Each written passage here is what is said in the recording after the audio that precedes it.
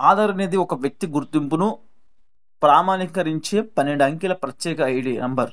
ఇది ప్రభుత్వం పథకాలు, బ్యాంకింగ్ సౌకర్యాలను పొందటానికి చాలా ముఖ్యమైనదిగా మారింది. ప్రతి వ్యక్తి 10 సంవత్సరాలకు ఒకసారి వారి ఆధార్ కార్డును అప్డేట్ చేసుకోవడం అవసరం.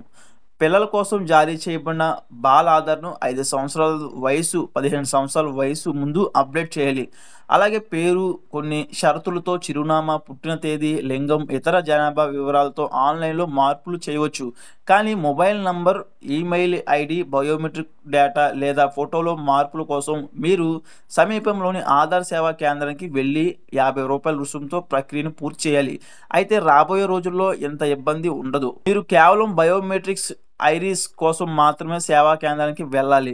ఆధార్‌ను అప్డేట్ చేయడానికి మీరు unique identification authority of India UID కేంద్రానికి వెళ్లి లైన్‌లో గంటల తరబడి నిలబడాల్సిన అవసరం లేదు.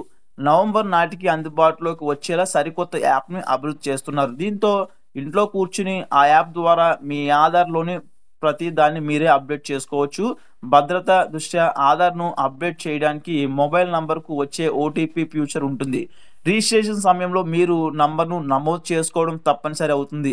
ఈ యంత్రాలను అథారిటీ డేటాబేసెస్‌కు అనుసంధానిస్తుంది. ఇప్పటివరకు దాదాపు 2000 యంత్రాలు లింక్ చేయబడ్డాయి. ఇంకా 98,000 యంత్రాలు లింక్ చేయాల్సి ఉంది. ఈ పని నవంబర్ ముందు పూర్తవుతుంది.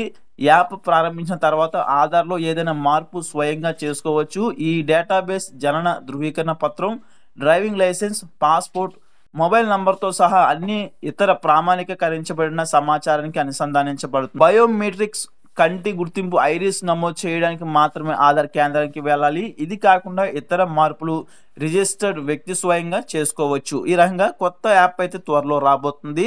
ఇదంతా కూడా ప్రజలకి గుడ్ న్యూస్ అనే చెప్పవచ్చు. సో ఇది ఫ్రెండ్స్ వీడియోలో. ఇలాంటి అప్డేట్స్ కోసం మన ఛానల్ సబ్స్క్రైబ్ చేయండి, లైక్ చేయండి, గుర్తే మీ ఫ్రెండ్స్ అండ్ ఫ్యామిలీ కూడా షేర్ చేయండి.